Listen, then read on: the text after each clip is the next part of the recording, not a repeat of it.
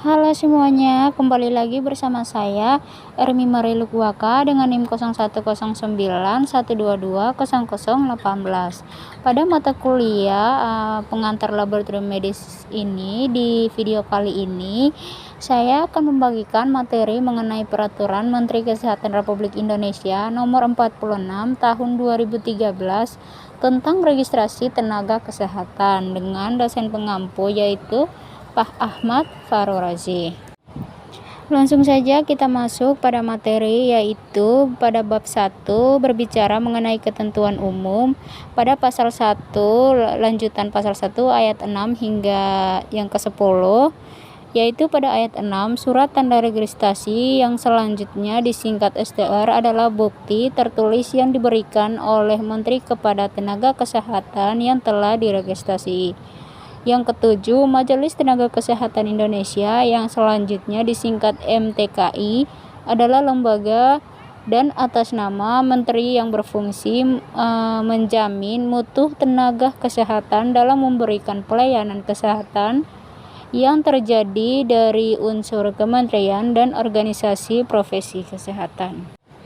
Lanjutan yang ke-8 yaitu Majelis Tenaga Kesehatan Provinsi yang disingkatkan MTKP adalah lembaga yang membantu pelaksanaan tugas MTKI. Sedangkan yang ke-9, Menteri adalah menteri yang menyelenggarakan urusan pemerintah di bidang kesehatan. Dan yang ke-10 berbicara mengenai kepala badan adalah kepala badan pada Kementerian Kesehatan yang memiliki tugas dan tanggung jawab di bidang pengembangan dan pemberdayaan sumber daya manusia kesehatan.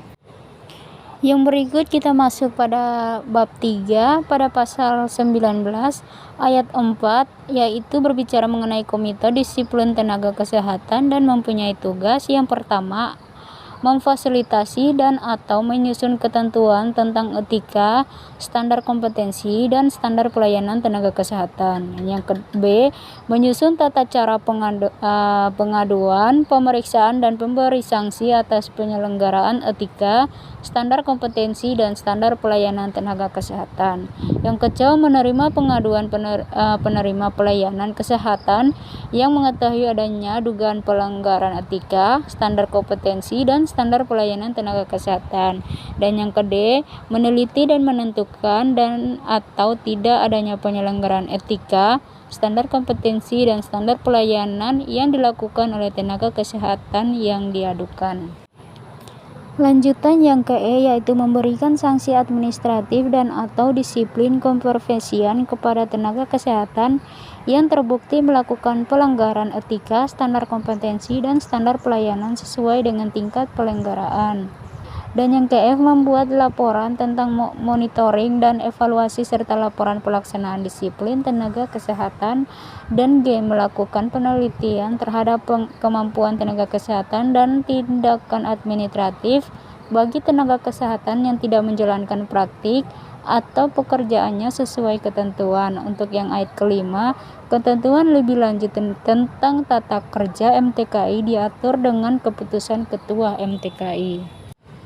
Kesimpulan yang dapat kita ambil yaitu dalam pasal 19 berbicara tentang tugas dari Komite Disiplin Tenaga Kesehatan seperti memfasilitasi atau menyusun etika tenaga kesehatan, menyusun pengaduan dan memberi sanksi pada pelanggaran etika, menerima paduan, menentukan adanya pelanggaran atau tidak, dan membuat laporan evaluasi dan melakukan penelitian terhadap kemampuan tenaga kesehatan.